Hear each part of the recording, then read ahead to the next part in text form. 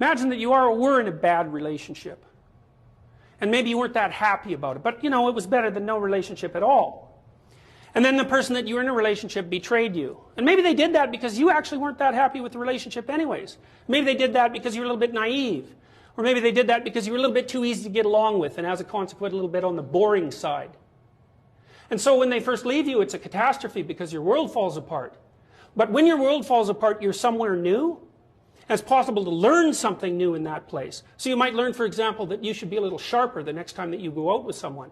Or you should be a little bit more careful about picking up on clues that your partner's bored with you. Or that maybe you should stop associating with lying psychopaths and your life would be a lot more positive. And stop thinking that you have the capacity to redeem somebody that is not after redemption in the least. And what that means now and then is that when you fall into the belly of a whale and you're swallowed up by something that lurks underneath, that you can come out the other side transformed. And that's actually how people learn. Every time you learn something, you learn because something you did didn't work. And that exposes you to the part of the world that you don't understand. Every time you're exposed to a part of the world that you don't understand, you have the possibility of rebuilding the structures that you use to interpret the world.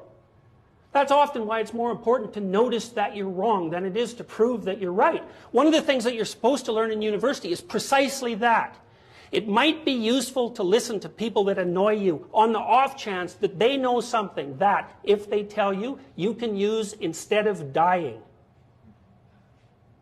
Talking to people who agree with what you say is like walking around in a desert. You already know everything that they say. The reason you're associating with them in that situation is so that they never say anything that challenges you, because you're afraid that if you go outside of what you understand, that you won't be able to tolerate the chaos. But it isn't the case. People have an unbelievable capacity to face and overcome things they don't understand. And not only that, that's essentially what gives life its meaning. The Buddhists say life is suffering. And you think, well, if that's the case, why bother with it? And people do ask that question, and they ask it in ways that result in their own destruction, and worse, in the destruction of others.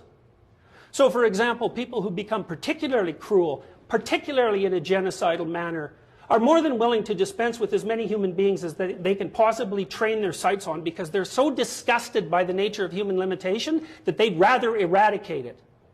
And lots of people become suicidal because they can't bear the conditions of their own existence. And suffering is real, and it's inescapable.